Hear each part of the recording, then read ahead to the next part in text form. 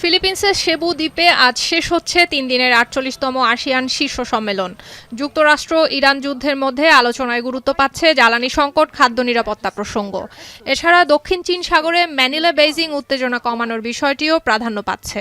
এরই মধ্যে হরমুজ প্রণালী দিয়ে অবাধে জাহাজ চলাচলের দাবি জানিয়েছেন আসিয়ান নেতারা। এছাড়া সম্মেলনের বাইরে হরমুজ প্রণালী উন্মুক্ত করার জোর দাবি তুলেছেন পরিবেশ কর্মীরা। হরমুজ প্রণালী দিয়ে চলমান সংকটে আসিয়ানের প্রতিটি সদস্য রাষ্ট্রই তেল সংকট নিয়ে ক্ষতিগ্রস্ত।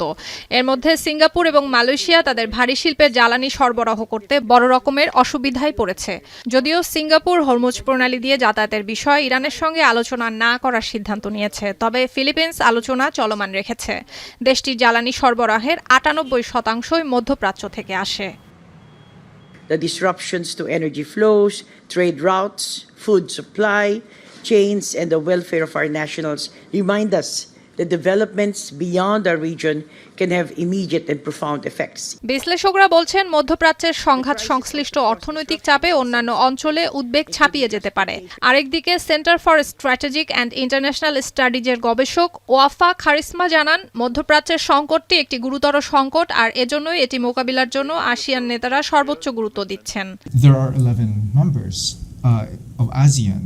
And actually, it's that collective voice that's very important there.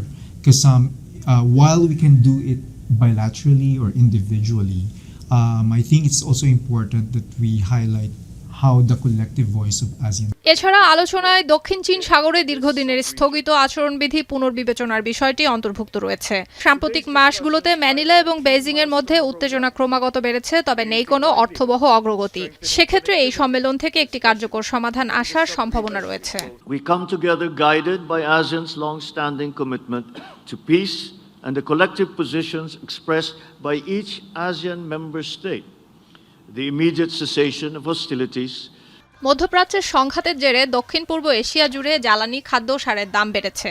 এরকম পরিস্থিতিতে গেল বৃহস্পতিবার ফিলিপিন্সের পররাষ্ট্রমন্ত্রী এবং আসিয়ান চেয়ারপারসনের নেতৃত্বে ব্রুনাই, ইন্দোনেশিয়া, মালয়েশিয়া, ফিলিপিন্সের নেতারা এক হন। উদ্ভূত পরিস্থিতিতে এ অঞ্চলের দেশগুলোর উপর অর্থনৈতিক চাপ কমানোর বিষয়ে তারা কথা বলেন। সুলতানা দিনা, এখন বিশ্ব।